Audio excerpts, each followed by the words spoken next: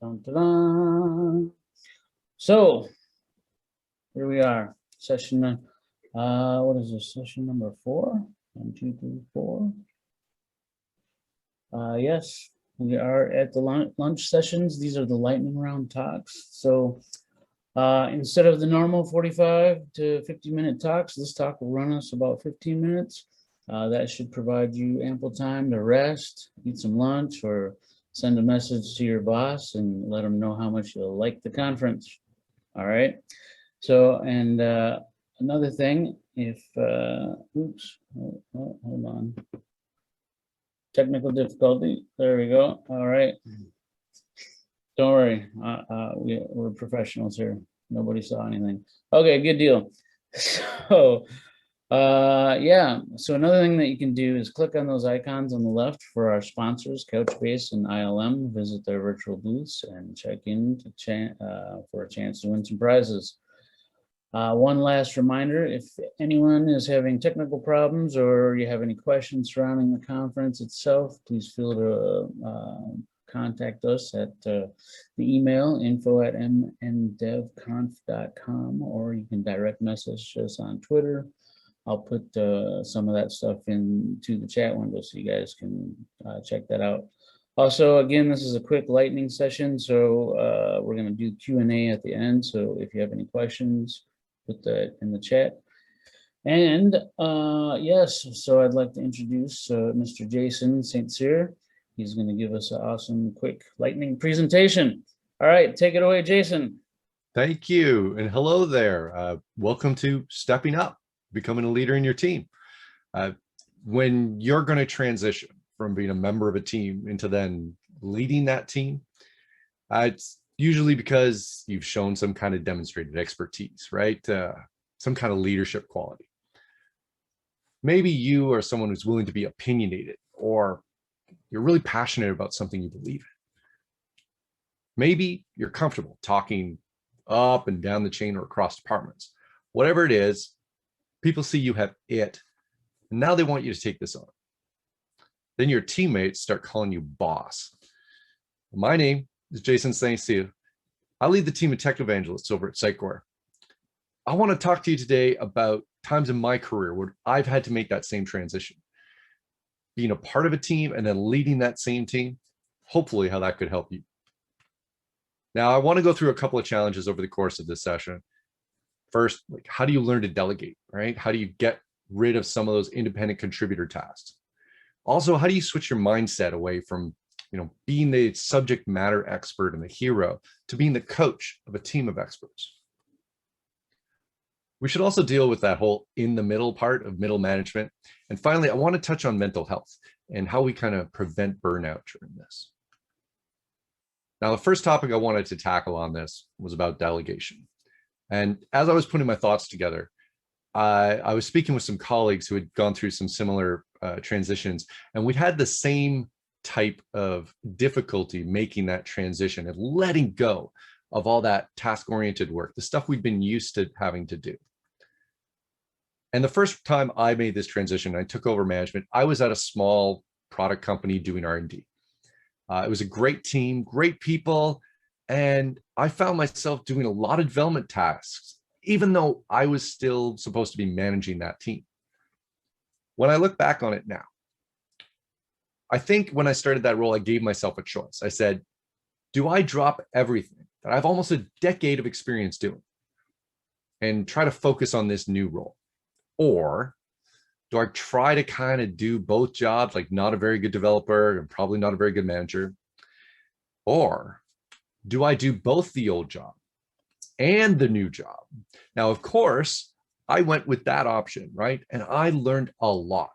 I learned about SWOT analysis, product management, release management, and how to burn yourself out in under a year. See, it was really tough for me to give up those tasks that I was used to doing. I knew I could do them. I knew it was going to take time to have to bring somebody else up. On top of that, everybody's plate's already full. If I go and say, I'm going to give this stuff to you now, that means something's going to drop.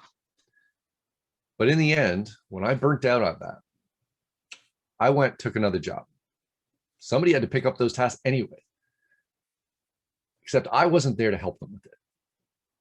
And they did fine. So really, in the end, the only person who was stopping that was me. The team was able and ready to go and do it. So that was a big learning moment for me. So what I learned from there was, other than 2 jobs at the same time is not for me.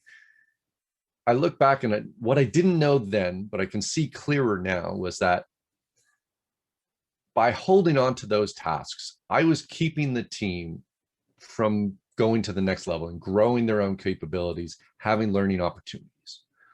So part of me also has to be sharing a load so I can do my job better, but also allowing them to have the ability to do more. I needed to stop doing things and allow the experts to do what they were experts at. Give my colleagues the room to do their thing, and likely do it better than I could. Now, the next challenge I want to look at is that switching from an expert mode to being the boss. If you were leading a team, you usually have a bunch of experts on that team. And we rise to that level usually by having some kind of excellence at what we do. You know, we've shown the ability to execute. We get it done. But then we switch to this role and it feels like we're starting over, because now, instead of relying on those skills and that expertise, you're supposed to know about things like coaching and mentoring and project management and strategic thinking. That's now supposed to be your main focus. And when I first made that change to being a leader, I very much felt like I had no idea what I was doing. And I was used to knowing what I was doing, leveraging experience. So this whole thing, delegating, everything like that, it was new to me. And putting aside that expert hat was a big challenge. Another part of this was that a lot of the expertise we have, especially when you transition inside that team, is really applicable to the task at hand. I mean, we're just coming from doing exactly what the rest of the team is working on. So we know it in depth, and it's hard to stop providing expertise. So I was on a call with one of my reports more recently, and they started asking me a question. And my head's in expert mode. I go into this long-winded thing about how I saw, different options they could look into, all these different ideas. And at one point, thankfully, they stopped. And they said, Jason, I have a plan. I know about the options. I've gone through and looked at this. What I need to know is this plan something you can support? And do you see any issues with it? Now, that was a bit of a light bulb moment for me, right? In that instance, I needed to be more aware. I needed to be looking for cues of, is this a moment where I should be doing heavy direction, that someone really needs help? Or is this a moment of coaching? Is this a moment where I'm a support model? Not everybody now is going to come to me because they need the expert, that they need an answer. They might be coming for something else. And I need to have the awareness of what that situation is. So the learning point there was about listening. My role was no longer to be the subject matter expert on everything the team's doing. I didn't have to know more about it than they did. It was about listening. It was about reacting to a situation, identifying what's needed. Now, the expertise was helpful because I could really empathize with what they're going through, how they're feeling, what the challenge must be like for them. So that was really helpful, and I could use my expertise in that way. And this is definitely, of all the challenges, one of the areas I struggle with the most, because it's not an easy part of the job.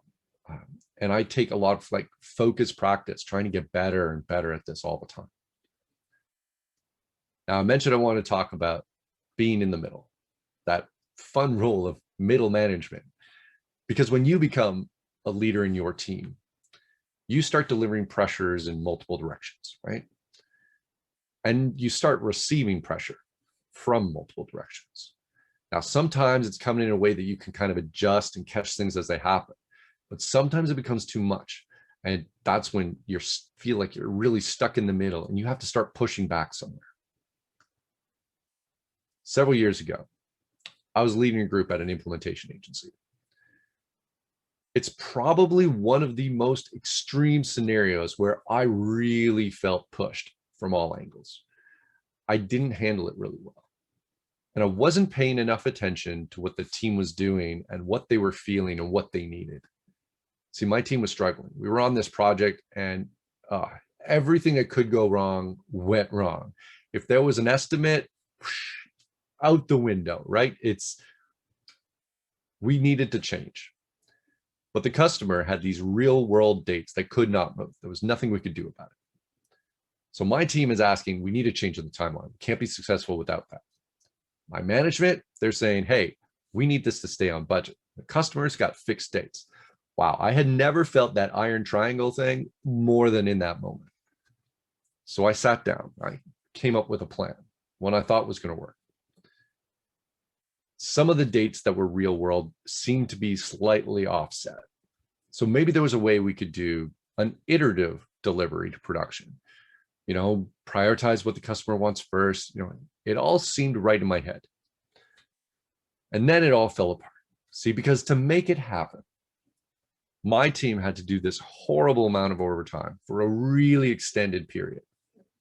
And they were just barely getting things to happen. So we were over budget. My management was not happy. We were barely making the timelines. The customer was not happy at all with how things were going. And my team having to do all that overtime, they were not happy. So in the end, this whole project went to this massive retrospective of what went wrong.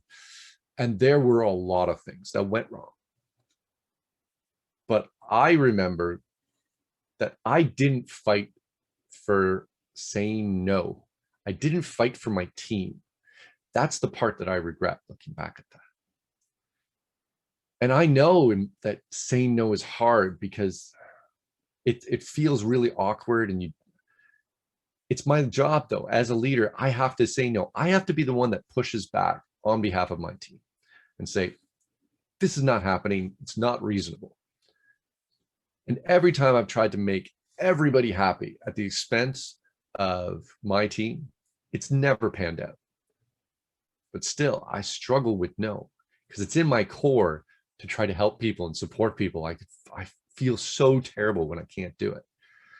Even though I know in a lot of cases, the person coming to me understands. I mean, they're asking for help because they're constrained and they can't do it all themselves. And I also know though that sometimes saying no doesn't work. Right? You go in, you say, no, we can't do this. And the answer is do it anyway, right? That's always a fun one. But in those cases, I feel like when I'm fighting and saying, no, my team can't do this right now, that at least I'm doing the right thing for my team. I'm fighting for what they need. Now, the last quick topic we should talk about is mental health. And this is one that's really important to me.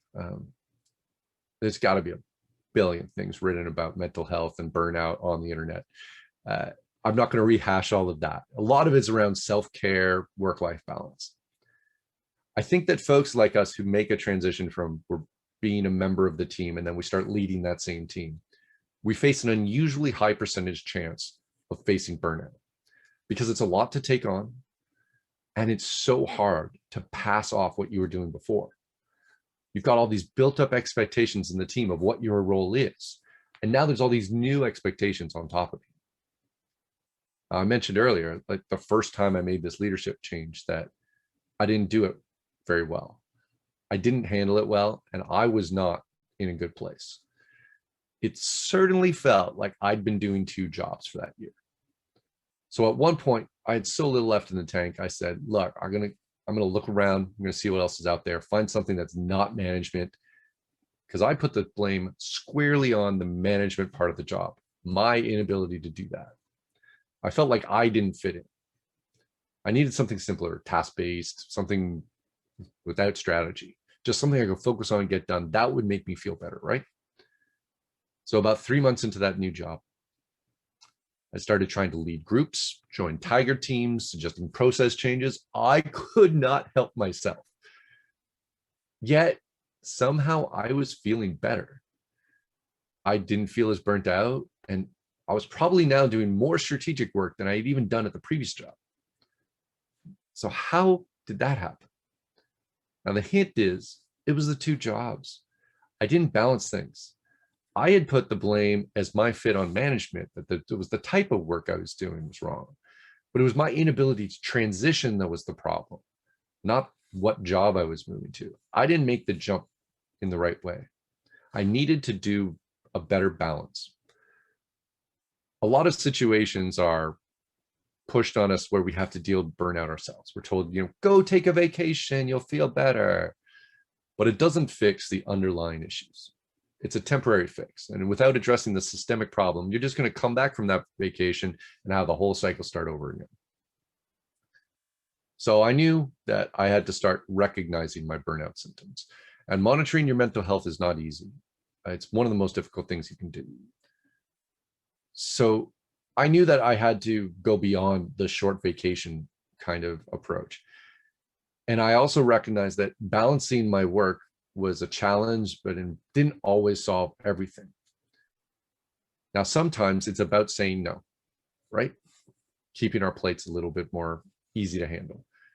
But sometimes it's about recharging, having an outlet, like a hobby. Or for me, I jump on my Xbox, I play video games for like 30 minutes, and I can feel my brain recharging while that's happening. And sometimes it's about shifting around your tasks. Maybe you're doing too much procedural work, do something a little more creative and a little more strategic, or vice versa, right? It's about giving your brain a little bit of a break. Ultimately, it's like a marathon we're in, right? There's this long game that we're playing. We need to ration ourselves. We need to pace ourselves out so that we can get through that whole thing. Now, through this talk, I mentioned we go through a bunch of these challenges, and hopefully the stories I was able to tell around these are something you can use as key lessons and building blocks for yourself. First, sharing your load, making sure that you're getting used to taking on more of that strategic role.